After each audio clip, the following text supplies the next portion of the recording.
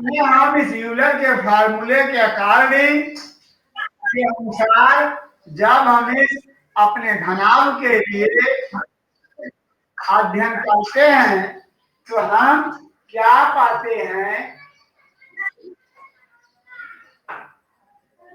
कि इसका जो तल है, यहाँ पर 6 तल हैं, यहाँ पर 8 शीर्ष हैं और 12 किनारे हैं। इस प्रकार जब हम सरल करते हैं तो हमें यहाँ पर 14 ऋण 12 और इस क्रम से हमें 2 शेष मिलता है। इसी संबंध को यूलर ने इस सूत्र में लिखा है कि जब फलक और शीर्ष का योग ऋण किनारा होगा तो बराबर 2 होगा। इस शीर्ष और हाँ बेटा बोलो। हाँ, ये यहां से यहां तक है ये यूलर फार्मूला, और इसी का ये इतना हिस्सा जो है ये इंग्लिश में भी लिख दिया है हमने। किसी भी बहुफलक में हम उसके फलक को लिखेंगे, शीर्ष को लिखेंगे, किनारे को लिखेंगे, और जब फलक और शीर्ष को का योग निकालकर उसमें से किनारे को घटाएंगे, उस क्रम में हमें 2 शेष मिलेगा। और अगर ज्यादा शेष आता है या कम आता है, ये हमें निश्चित कर लेना चाहिए उसमें कहीं ना कहीं हमारी गणना में गलत है। चाहे हमने फलक को गलत लिखा हो या हमने शीर्ष या किनारे को गलत लिखा हो। और इसी पर तुम्हारे लिए ये प्रश्न है, घनाभ में त्रिभुजाकार ठोस, त्रिभुजाकार ठोस जैसे हम पढ़ते हैं तो त्रिभुजाकार ठोस में, चलो अब ये फार्मूला तुम लोग याद कर लेना। अभी हम त्रिभुजाकार ठोस पढ़ते हैं, उस त्रिभुजाकार ठोस के चक्कर में हम क्या करते हैं, आधार त्रिभुजाकार होता है, आधार उसका ऐसे त्रिभुजाकार होता है, और त्रिभुजाकार ठोस में इस क्रम से ये जाकर हम मिलता है।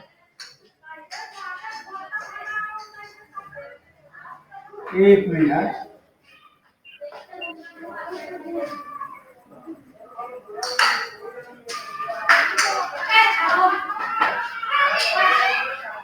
इसको तो 3D बनाना पड़ेगा, जब 3D बनेगा तब तुम्हारी समझ में आएगा।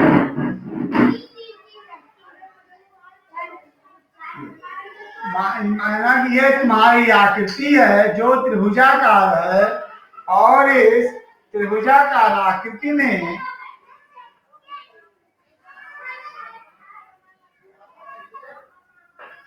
ये त्रिभुज हो गया।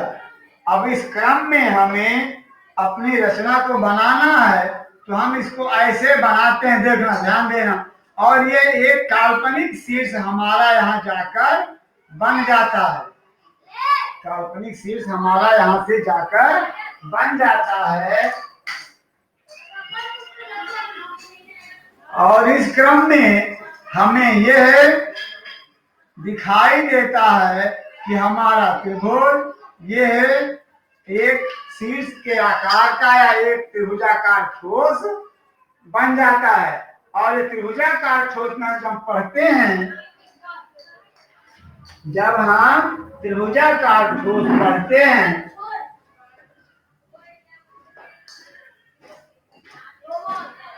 और इसके हम जब शीर्ष या फलक या किनारों को गिनते हैं, उस क्रम में देखते हैं इसमें कितने शीर्ष, कितने फलक और कितने किनारे होते हैं। अगर ये हमारा ये एक चौकोर आकार का है और इसको जब हम प्रिज्म बनाते हैं, ये हमारा इस क्रम से बनता है। ये इस क्रम से ये बनता है हमारा ये प्रिज्म। ये एक काल्पनिक रेखा होती है। अब इसमें कितने आधार होते हैं, कितने फलक होते हैं, थोड़ा डार्क करके बनाते हैं, जब से तुम लोगों को दिखाई पड़ेगा।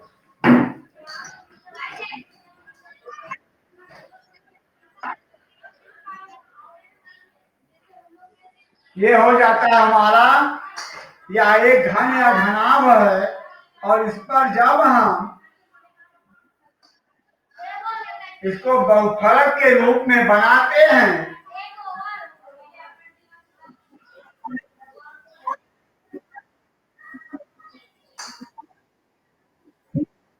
इस क्रम से बना लेते हैं, ये हमारे एक प्रकार से टेंट के रूप का हो जाता है, जिसका ये भाग तो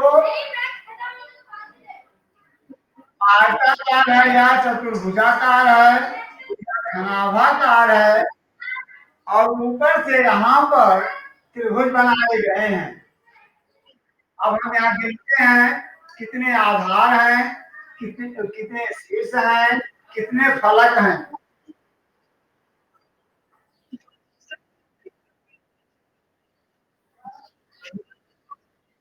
कौन आवाज कर रहा है?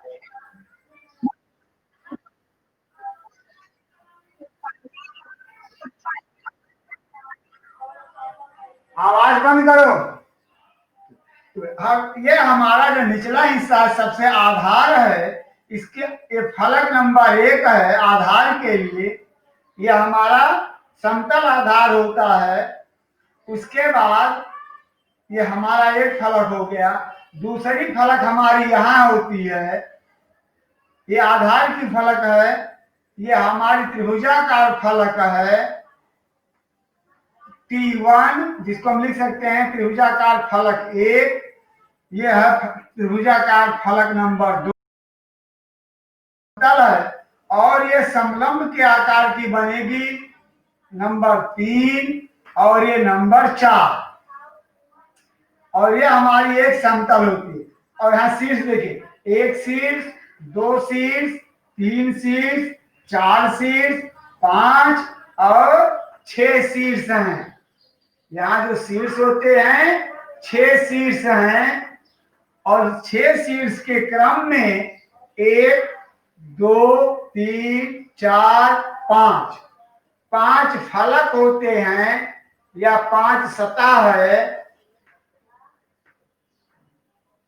और किनारा गिनेंगे तो 1 2 3 4 5 6 7 8 9, और यहाँ पर 9 किनारे बनेंगे। ये गिनने में आया कि नहीं, पहले ये बताओ। ये हमारा आधारीय फलक है, इसलिए इसको हमने ब्रैकेट में कर दिया है, जो हमारे आधार पर है। ट्रायंगल साइड का 1 2 3 4, और आधार का 5 फलक। शीर्ष में यहां से गिनते हैं जहां 3 या 3 से अधिक भुजाएं मिलती हैं। 1 2 3 4 5 6 फलक, 6 शीर्ष। और किनारों के लिए हम इन रेखाओं को गिन लेते हैं। इस प्रकार इसमें 9 किनारे होते हैं। अगर यूलर के फार्मूले पर लिखते हैं तो फलक 5, शीर्ष 6, किनारा 9 बराबर 2।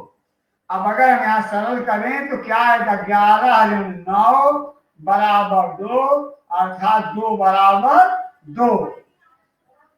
इस यूलर के फार्मूले के अनुसार हमारा यह तथ्य सरलीकृत हो जाता है। हम अपने घरों में या ऑफिसों में कहीं पर पेपर वेट रखा हुआ देखे होते हैं। किसी में तो ये ऐसे घन या घनाभ होता है, उसके ऊपर बेलनाकार आकृति ऐसे दिखाई देता है, और उसके बाद उसमें एक बेलनाकार इस क्रम में, और हम यहाँ फिर देखते हैं कि एक बेलनाकार या एक कोई ऐसी आकृति यहाँ रख दी जाती है, ऐसे शो कर दिया जाता है, और इस पर दिखा दिया जाता है कि इसके ऊपर एक बेलनाकार या अर्ध बेलनाकार वस्तु रखी हुई है और ये यहाँ पर इसका शीर्ष दिखा दिया जाता है। इस क्रम में कुछ नए फलक और नए शीर्ष बन जाते हैं और कुछ नए फलक और शीर्ष एक के नीचे ढक जाते हैं। जैसे ये हमारा बेलन है, अगर ये हमारा घनाभ है, इसको आधे से आरी लेकर के ऐसे ब्रेकअप किया जाए, इसको ऐसे रख देंगे, इसका जो हमारा टॉप फलक है, ऊपरी फलक है, वो ढक जाएगा और उसके ऊपर हमारा ये फलक बैठ जाएगा और इसका जो वृत्तीय फलक है ये ऊपर आ जाएगा। वृत्तीय फलक इसका ऊपर आ जाएगा। अगर वो त्रिभुजाकार है तो त्रिभुजाकार फलक ऊपर आ जाएगा। जिस क्रम में वो होगा उसी क्रम में ऊपर आ जाएगा। अगर ये त्रिभुजाकार है, अगर ये त्रिभुजाकार है, यही संरचना हमें इस रूप में दिखाई पड़ेगी। हमें इस रूप में दिखाई पड़ेगी। इस घनाभ के ऊपर कोई त्रिभुजाकार ठोस रखकर एक नई आकृति बनाई गई है। इस क्रम में हमें ये बनी हुई दिखाई देगी। तो हम यहाँ पर फलक, शीर्ष और किनारों को गिनकर वेरीफाई कर सकते हैं। ऐसे ही तुम्हारे बुक में भी प्रश्न है, जिसे हम दिखाते हैं। एक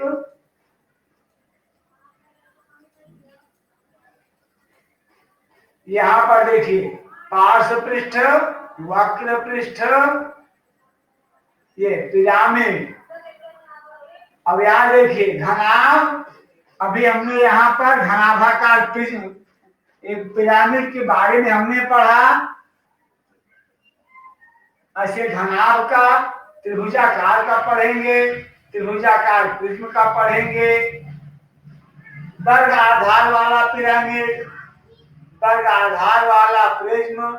और आप फिर लिख रहा है प्रत्येक स्थिति में आप F प्लस भी इक्वल E+2 पाते हैं या F प्लस भी माइनस E बराबर 2 प्राप्त करते हैं।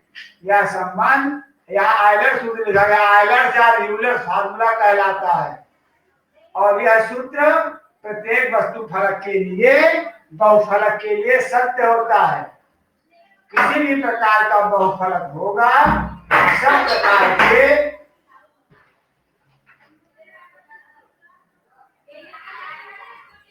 तथ्यों के लिए सत्य होगा।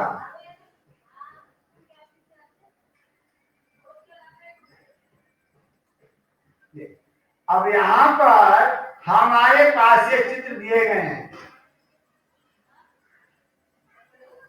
क्या किसी बहुफलक के फलक नीचे दिए गए अनुसार हो सकते हैं?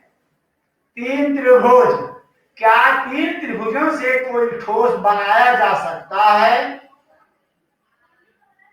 हम अपनी नोटबुक में या एक पेपर ले करके 3 त्रिभुज काट लेते हैं। चलो हम अपने प्रश्न को हल करते हैं। यूलर फार्मूला यहाँ पर ड्रॉप आउट कर देते हैं और हमारा जो अभ्यास है 10.3, जो हमारी एक्सरसाइज है 10.3, इसके क्रम में हम पढ़ते हैं 3 त्रिभुज। अगर तुम्हें 3 त्रिभुजाकार पिंड दे दिए जाएं तो क्या तुम बहुफलक बना सकते हो? 3 त्रिभुज। चलो हमारे साथ सोचो, एक त्रिभुज है, 3 त्रिभुज है, तो हम उससे क्या बहुफलक बना सकते हैं? हमारा जवाब होगा नहीं, क्योंकि 3 त्रिभुज नहीं। हमें बहुफलक बनाने के लिए कम से कम 4 त्रिभुज चाहिए। एक त्रिभुज हमारा आधार हो जाएगा और एक त्रिभुज यहाँ पर स्टैंड होगा, दूसरा यहाँ स्टैंड होगा, तीसरा इस भुजा पर स्टैंड होगा, और इनको जब मिलाएंगे तब हमारा एक ठोस प्रिज्म बन जाएगा या ठोस बहुफलक बन जाएगा। अगर हमें त्रिभुजों से बनाना है तो कम से कम 4 त्रिभुज होने चाहिए, एक आधार के लिए और 3 भुजाओं पर स्टैंड करने के लिए। समझा बेटा? 4 त्रिभुज, अभी 4 त्रिभुज है तो हम लिख देंगे 4 त्रिभुज से, हाँ 4 त्रिभुज से हम बहुफलक बना सकते हैं। 4 त्रिभुज, 4 त्रिभुज, इसका जवाब होगा हाँ। जैसे त्रिभुज नंबर 1, 2 नंबर यहाँ रखेंगे, 3 नंबर यहाँ, 4 नंबर यहाँ, और इसको फिर हम मिलाकर ज्वाइन कर देंगे तो यह एक बहुफलक बन जाएगा।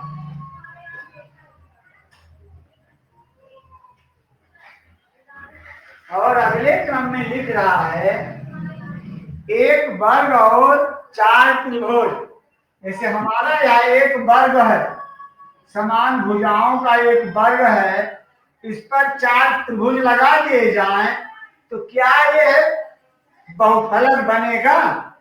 सब लोग सोचो और बताओ। इसके साथ 4 त्रिभुज हैं तो क्या वो बहुफलक बनेगा?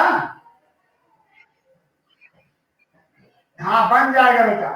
एक त्रिभुज यहाँ रखेंगे, दूसरा यहाँ, तीसरा यहाँ, चौथा यहाँ, और अंत में इन सब को उठाकर एक शीर्ष यहाँ मिला देंगे।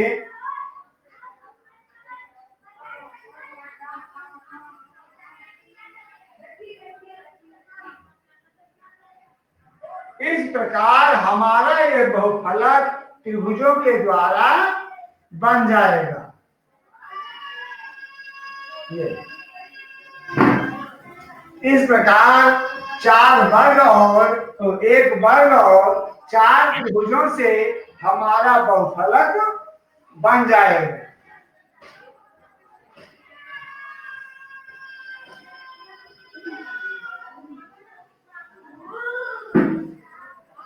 अब यहां पूछ रहा है कि देखो क्या ऐसा बहुफलक संभव है जिसके फलकों की कोई भी संख्या हो? संख्या कोई भी संख्या हो, क्या इसके लिए हम पिरामिड के बारे में सोच सकते हैं?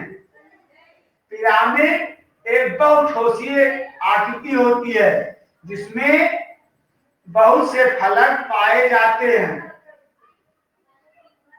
बहुत से फलक पाए जाते हैं। हम लोगों ने चित्रों में बने हुए पिरामिड देखे हैं,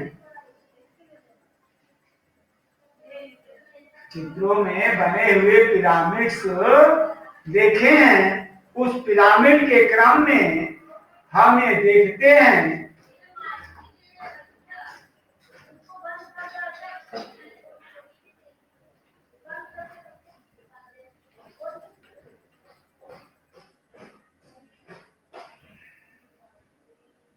जो क्या ये पॉसिबल है कि जब हमारे पिरामिड में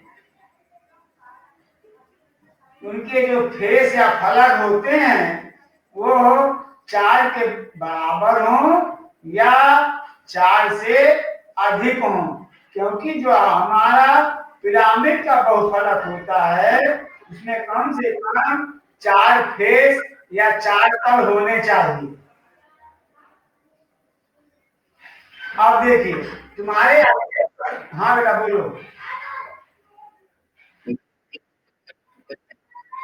तो बेटा तुम्हारे यहाँ तो नेटवर्क की प्रॉब्लम होगी, उससे यहाँ तो प्रॉब्लम नहीं है तो नेटवर्क की।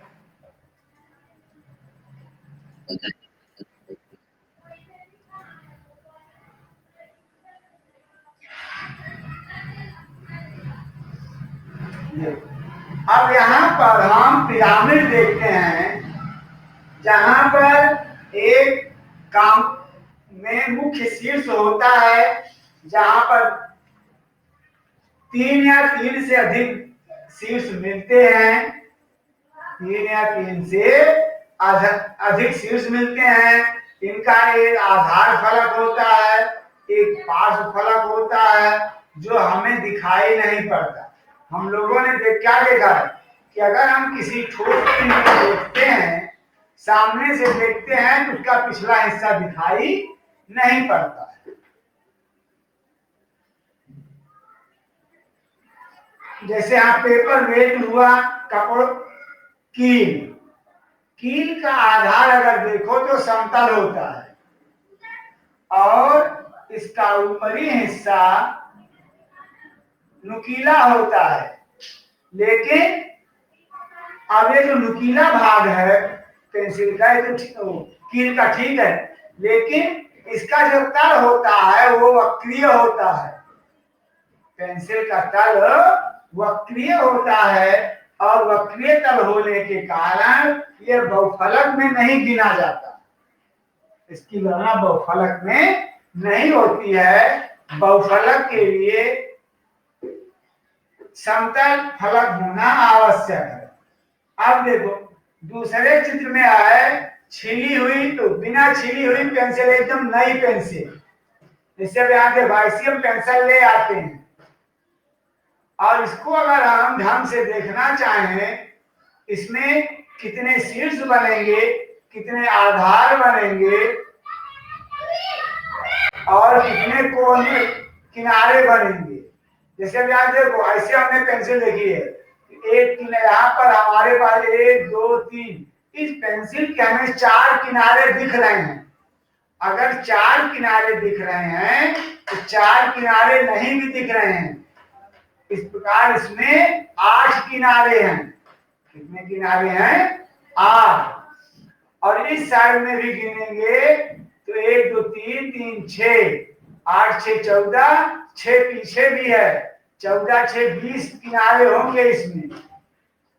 और ऐसे फलक गिनेंगे तो 6 फलक, 1 2 3 फलक यहाँ दिख रहा है, 3 फलक पीछे होगा, 6 फलक और एक के साथ पीछे का हिस्सा 8 फलक। और इसी क्रम से हम इनके शीर्षों को गिनेंगे। जहां पर 3 रेखाएं मिलती हैं वह शीर्ष कहलाता है। यहाँ में 1 2 3 4 5 6 शीर्ष इधर है और 6 शीर्ष इधर है। जैसे अगर हम ऐसे पेंसिल बनाना चाहते हैं,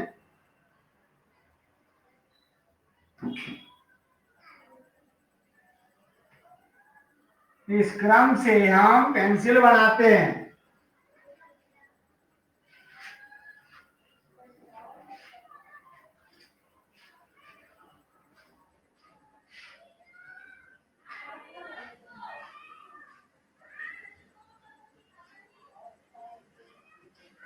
इस क्रम से हम पेंसिल बनाकर इसकी संरचना देते हैं।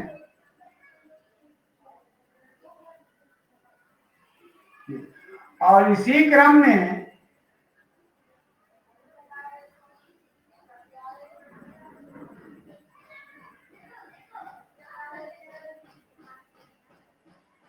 ये पेंसिल की संरचना हो जाती है। और ठीक इसी प्रकार यहां पर भी हमें पेंसिल की संरचना दिखाई पड़ती है। जो पिछले हिस्से में होता है ये रचना हमारे लिए क्लियर नहीं होती है, केवल इतना हिस्सा ही हमें दिखाई पड़ता है। ये देखो किनारे में 1 2 3 4 किनारा पीछे होगा 8, लेकिन तब एक फलक ये है हमारी, और फलक के क्रम में 1 2 3 फलक, 3 फलक पीछे, ये एक फलक ये और एक फलक यहाँ। इस प्रकार 3 3 6 2 8 फलक होते हैं। हम जब शीर्ष गिनते हैं तो एक शीर्ष हमारा ये है, 2 शीर्ष, 3 शीर्ष, यहाँ 4 5 और यहाँ 6 शीर्ष। अगर 6 शीर्ष इस तरफ है तो 6 शीर्ष दूसरी तरफ भी होगा। 6 शीर्ष हमारा दूसरी तरफ भी होगा जो हमें नहीं दिखाई पड़ता है इस क्रम में। और यहाँ हम अपनी रचनाओं को इस क्रम में बना देते हैं। पेंसिल के रूप में और उनकी रचनाएं कर लेते हैं। क्या पेंसिल बहुफलक है? कहा हाँ। एक नई पेंसिल जो अनशार्पेंड है, जो छिली हुई नहीं है, तो एक बहुफलक बन जाती है।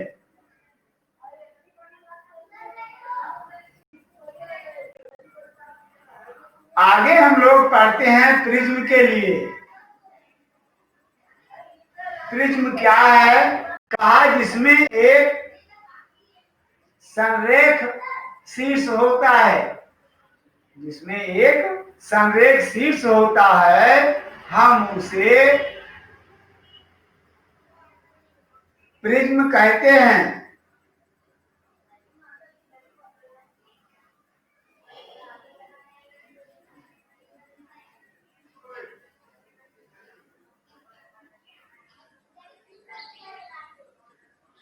तो हमारा जो त्रिभुज है या प्रिज्म नहीं, या जो पेपर वेट है, ये हमारा प्रिज्म नहीं बनेगा, क्योंकि इसमें कोई उभयनिष्ठ तल नहीं है। एक समान तल होने चाहिए, प्रिज्म में एक समान तल होने चाहिए, लेकिन इसमें एक समान तल नहीं है, इसलिए यह हमारा प्रिज्म नहीं है। आगे आता है बॉक्स के लिए। हम बॉक्स के लिए क्या सोचते हैं? बॉक्स में देखो, जैसे इसका ऊपरी तल है जो यहाँ सेट किया हुआ है, और इसके विपरीत जो दूसरा तल है उसकी विपरीत दिशा में है। इस प्रकार ये समान फलक होते हैं, जो संरेख होते हैं और जो समान होते हैं।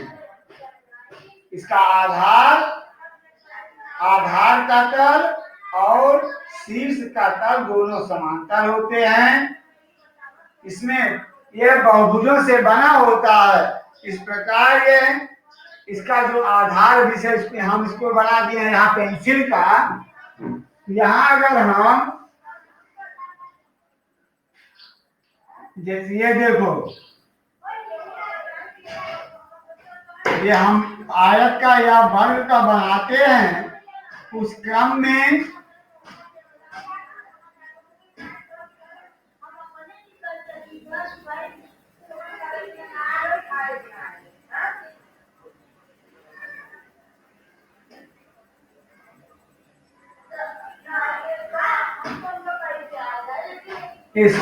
हम ठोस को बना लेते हैं, और फिर इसमें एक रेखा और बनेगी अलग करने के लिए।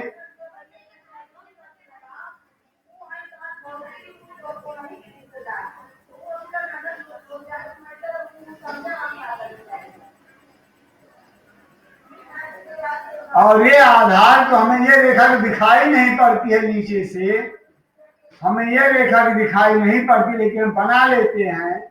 और ये हमारी शेडर है। इसके क्रम में हमारा ये हिस्सा भी इसके समांतर होता है, और जब ऐसी स्थितियां होती हैं तो हम प्रिज्म कहते हैं। इस रेखा के समांतर यहाँ का तल होता है, तो हम इन्हें एक दूसरे को समरेख या सर्वांगसम रेखाएं कहते हैं, या सर्वांगसम तल कहते हैं। एक समान तल होता है। इन तलों के कारण हम इन्हें प्रिज्म कहते हैं।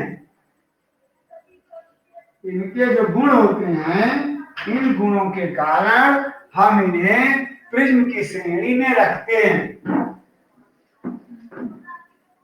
और अब यहाँ पर तुम्हें अपने प्रश्नों में ये हल करना है। प्रिज्म और सिलेंडर एक जैसे कैसे होते हैं?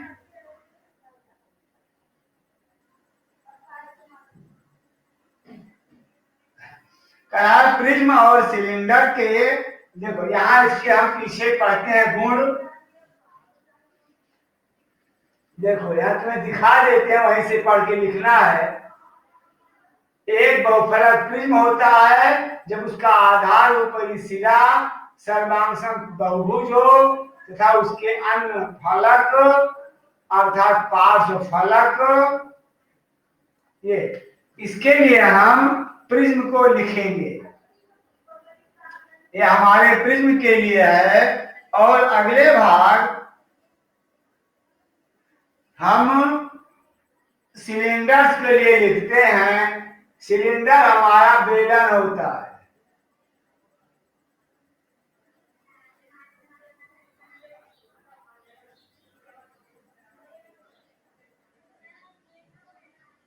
पॉलीहेड्रॉन्स, पॉलीगोनल रीजन्स। तो हम यहाँ जो देखते हैं इस क्रम से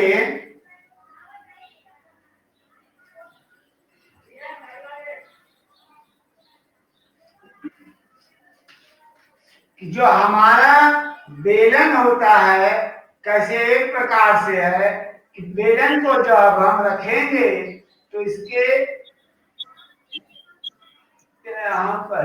माना कि हमारा बेलन है, ये हमारा पार्श्व पृष्ठ है, ये इधर का आधार और दूसरा आधार दोनों सर्वांशम होते हैं, इसलिए उनको हम भी सिलेंडर और प्रिज्म को एक समांतर समान की श्रेणी में रखते हैं। उनका जो पार्श्व पृष्ठ होता है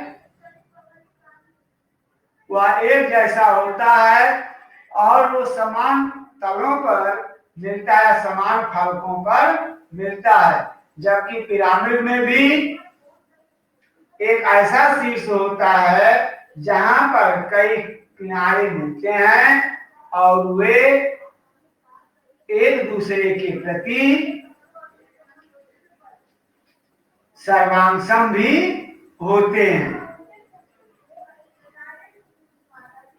जब इनकी साइड्स के या इनके किनारे ज्यादा से ज्यादा अर्थात जब उनकी संख्या बढ़ती जाती है तो कोण भी पिरामिड के रूप में हो जाते हैं। अर्थात जब ढेर से कोण या शंकुओं को मिला दिया जाता है तो शंकु भी एक पिरामिड के आकार को ग्रहण कर लेता है।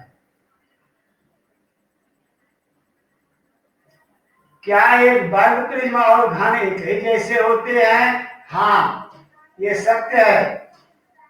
एक वर्ग पर जब वर्गाकार ठोस आकृति रखी जाती है तो वह एक घन की संरचना करता है। स्पष्ट कीजिए, स्पष्ट करने के लिए आयलर्स का जो फार्मूला है या plus B minus E equal to, इस फार्मूले के आधार पर हम इसे सिद्ध कर देंगे। और यहाँ जो छठवां सवाल है बेटे, यहाँ पर दो चित्र बने हुए हैं। इन दोनों चित्रों में आधार यानी कि फलक, शीर्ष और किनारे, इनको गिन करके तुम्हें देखना है कि हमारे आयलर के फार्मूले को सत्यापित करते हैं कि नहीं। जैसे जो हमारा छठवां सवाल है, छठवें सवाल में जो पहला चित्र है वह एक पंचभुज के आधार पर बनाया गया है। पंचभुज के आधार पर बनाया गया चित्र है। यह पंचभुज के आधार पर बनाया गया, जैसे ये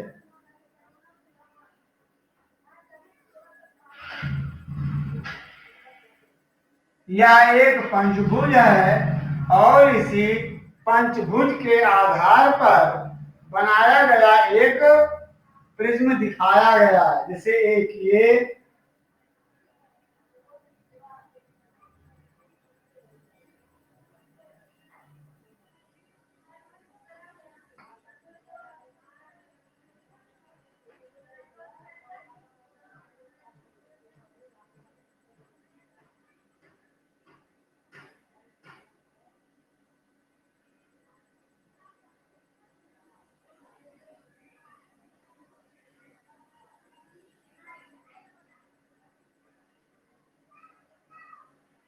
इस क्रम में हमें ये दिखा दिया गया है, कह रहा है इसमें शीर्ष गिनो, फलक गिनो और किनारे गिनो।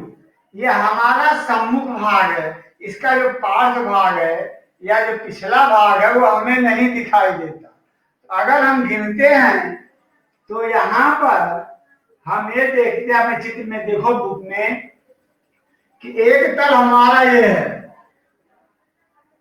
और देखिए ध्यान देना इसके विपरीत भी दूसरा तल यहाँ पर है नीचे, जो जमीन पर रखा हुआ है हमें दिखाई नहीं देता। दो तल ये हो गए, तीसरा तल ये है, इसके विपरीत चौथा तल भी है, इसके विपरीत चौथा तल भी है जो उस तरफ है, दिखाई नहीं देता।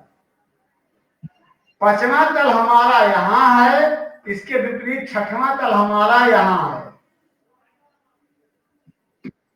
और ये हमारा सातवां तल है। इस प्रकार यहां पर जो हमारे फलक हैं 7 फलक आएंगे। अगर यहां से हटाएं तो तीसरा ये है, चौथा हमारी इस भुजा के समांतर बना हुआ है। पहला फलक, नीचे दूसरा फलक, तीसरा ये, चौथा ये, पांचवा और छठवां और सातवां, 7 फलक हैं। हम यहां शीर्ष गिनते हैं, शीर्ष गिनेंगे 1 2 3 4 5। अगर शीर्ष ऊपर 5 है तो इसी क्रम में गिनेंगे, नीचे भी 1 2 3 4 तो दिख रहा है, ये 5वां फलक यहाँ होता है, ये हमें दिखाई नहीं पड़ता, ऐसे होता है। तो ये 5वां फलक हमें नहीं दिखाई रहा था। 10 शीर्ष हैं। अब हम इनके किनारे गिन लेंगे। अब हम इनके किनारे गिन लेते हैं। चलो गिनते हैं, यहां से 1 2 3 4 5 6 7 8 9 10 11 और ये क्या होगा 12। यहां से गिनते हैं 1 2 3 4 5, 5 का नीचे 10, अगर 5 ऊपर है तो 5 नीचे है, 10 किनारे, 11 12 13 14 और एक यहाँ का 15।